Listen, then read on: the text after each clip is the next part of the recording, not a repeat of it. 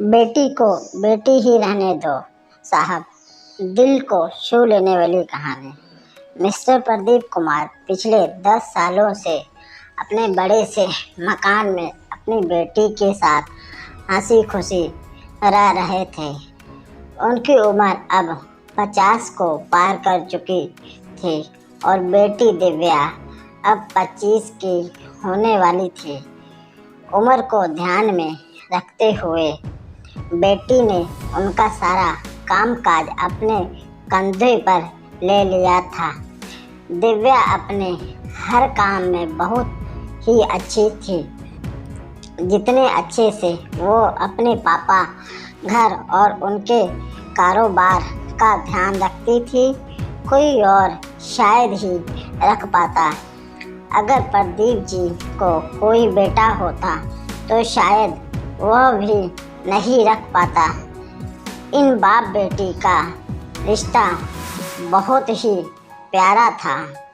बिना पापा के दिव्या को नहीं चलता और बिना दिव्या के उसके पापा का किसी काम में मन नहीं लगता था। कभी कभी ऐसा लगता है जैसे प्रदीप जी दिव्या के पापा नहीं, उसके बेटे हैं। दिव्या की हरकतें ही कुछ ऐसी थी। पापा को सुबह जल्दी उठकर ज़बरदस्ती वॉकिंग के लिए भेजना हो या छोटे बच्चों जैसे दवाइयाँ पिलाते हैं वैसे ही पापा की दवाइयाँ उन्हें खिलानी हो। दिव्या का बर्ताव अपने पापा के साथ बिल्कुल वैसे ही था जैसे कि किसी माँ का अपने बच्चों के साथ होता है। दिव्या के पापा भी कुछ कम नहीं थे। जब जब दिव्या उन्हें दवाई खाने के लिए देती तो आधी दवाई खाते और आधी छुपा लेते, लेकिन दिव्या की नज़रों से बच नहीं पाते। फिर वह उनके सामने खड़ी होकर सारी दवाइयाँ उन्हें ज़बरदस्ती खिलाती। रात को दिव्या सोने के बाद चुपके से किचन में जाकर फ्रिज से मिठाई चुरा कर खाना, बाबा की ऐसी हरकतें भी दिव्या पकड़ लेती थी। पकड़े जाने पर पापा पानी पीने का बहाना करते, लेकिन दिव्या उनको समझाती कि मिठाई आपके लिए हानिकारक है। बाबा को याद दिलाती कि पिछली बार उनका शुगर लेवल कितना बढ़ गया था। अपने ही घर में अब मैं मिठाई भी नहीं खा सकता। बड़बड़ाते हुए नाराज होने की एक्टिंग करते हुए पापा किचन से चले जाते। फिर दिव्या उन्हें मनाने के लिए एक मिठाई का टुकड़ा पापा के पास लेकर जाती और फिर वो दोनों उसे आधा आधा बांट कर खाते। दोनों के चेहरे पर बड़ी मुस्कान आ जाती। बस ऐसे ही दोनों की जिंदगी हंसी खुशी कट रही थी। उनका घर बहुत बड़ा था, उसमें कई कमरे थे, इसलिए उन्होंने सोचा कि एक किराएदार रख लिया जाए। पैसों के लिए नहीं, लेकिन दिव्या के ऑफिस जाने के बाद अकेले रह रहे प्रदीप जी को थोड़ा सा ही सही किसी का साथ मिल जाए, इसलिए जल्दी ही एक किराएदार फाइनल हो गया। उनका नाम अंकित सिंह था। उम्र उनकी 40 से 41 की होगी। एग्रीमेंट पेपर बनाने के दौरान पहली बार वह प्रदीप जी और दिव्या से मिले। उन्हें दोनों से मिलकर काफ़ी अच्छा लगा और अब अंकित सिंह अपनी बीवी के साथ प्रदीप जी के घर पर किराएदार के तौर पर रहने लगे। थोड़े दिन बीते थे, लेकिन अंकित सिंह प्रदीप जी से अच्छी तरह घुल मिल गए थे। वह दोनों सुबह सुबह अब साथ में ही वॉकिंग के लिए जाया करते थे। कभी वो अंकित के साथ तो कभी अंकित सिंह और उनकी बीवी दिव्या और प्रदीप जी के साथ डिनर किया करते। एक सुबह जॉगिंग के दौरान अंकित सिंह ने कहा कि आप और दिव्या अकेले ही रहते हैं, आपको तो काफ़ी कुछ मैनेज करना पड़ता होगा। आप कैसे सब इतने अच्छे से संभाल लेते हैं? अजी मैनेज क्या करना है, मेरी होशियार बेटी के लिए यह कुछ भी नहीं। दिव्या सब इतने अच्छे से संभाल लेती है कि मुझे किसी बात की कोई चिंता ही नहीं। प्रदीप जी ने मुस्कुराते हुए कहा, हाँ तो ठीक है, लेकिन जब दिव्या ससुराल चली जाएगी तब आपके लिए यह सब मैनेज करना बड़ा मुश्किल हो जाएगा। आपका कोई बेटा भी तो नहीं है और आप अकेले ही इतने बड़े घर में रहते हैं। अंकित सिंह ने अपना विचार बताते हुए कहा। प्रदीप जी के चेहरे के हाव भाव बदल गए। वह अंकित जी से कुछ कहना चाहते थे लेकिन नहीं कहा और बात बदलने के लिए उनसे पूछा, खैर वो सब जाने दीजिए, आपके कितने बच्चे हैं?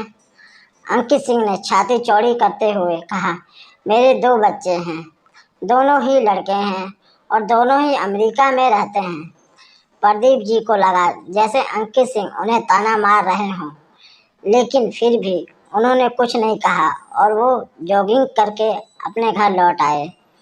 कुछ दिन बीते। प्रदीप जी ने अंकित सिंह को अपने साथ खाने के लिए बुलाया क्योंकि अंकित सिंह की पत्नी किसी काम से बाहर गई थी और वे अकेले थे। अंकित सिंह, प्रदीप जी और दिव्या डाइनिंग टेबल पर बैठकर खाना खा रहे थे। पला निवाला खाते ही अंकित सिंह ने खाने की तारीफ करते हुए कहा, दिव्या बेटा, तुमने आज खाना बहुत अच्छा बनाया है। प्रदीप जी ने गर्व महसूस करते हुए कहा, हाँ, मेरी बेटी बहुत अच्छा खाना बनाती है। अंकित जी बोल पड़े, यह तो बड़ी अच्छी बात है, उसके ससुराल वाले बड़े खुश रहेंगे। दिव्या उनसे कुछ कहना चाहती थी लेकिन प्रदीप जी ने उसे रोक दिया और बात बदलने के लिए दिव्या से पूछा, कारोबार कैसा चल रहा है? कोई दिक्कत तो नहीं हो रही? दिव्या ने कारोबार की सारी जानकारी और स्थिति अपने पापा को बताई, जिसे अंकित जी सुन रहे थे और वह प्रभावित होकर बोले, वाह दिव्या बेटा, मानना पड़ेगा, जिस तरह से तुम सारा कारोबार संभाल रही हो, तुम प्रदीप जी की बेटी नहीं बेटा हो। अब प्रदीप जी से ना रहा गया। उन्होंने कहा, पता नहीं क्यों आप सभी लोग बेटी को बेटे के साथ कंपेयर करते हो। ऐसा एक भी काम या एक भी फील्ड बताइए जिसमें बेटियों ने अपना नाम ना बनाया हो। अरे, आसमान में प्लेन उड़ाने से लेकर देश के सर्वोच्च पद पर बैठकर देश चलाने तक बेटियों ने हमेशा अपने आप को साबित किया है, लेकिन आप जैसे लोग अभी भी उनकी तुलना बेटों से ही करते रहोगे। होते होंगे बेटे सबके लिए ज़्यादा इम्पोर्टेंस। मेरे लिए तो मेरी बेटी ही सबसे बढ़कर है और यह फ़ख्र से कह सकता हूँ, जो मेरी इस बेटी ने मेरे लिए किया है, जितना प्यार मुझे दिया है, उतना दुनिया का कोई भी बेटा नहीं दे सकता। चलिए, मैं आपसे ही पूछता हूँ, आपके 2 बेटे हैं ना? बताइए, वो साल में आपसे कितनी बार मिलने आते हैं? अंकित जी ने दुनिया बदल चुकी है। अंकित सिंह, दुनिया बदल चुकी है, अब आप भी बदल जाइए। बेटी को बेटी ही रहने दीजिए, उसे बेटा बनाने की कोशिश मत कीजिए। दोस्तों, इतनी सुंदर कहानी का एक छोटा सा सारांश आपको बताता चलूं। आप जब भी किसी बेटी का सम्मान करेंगे तो एक बेटी की ही तरह करना। ऐसा कभी मत कहना कि तुम मेरी बेटी नहीं बेटा हो। आशा करता हूँ आपको ये कहानी पसंद आएगी।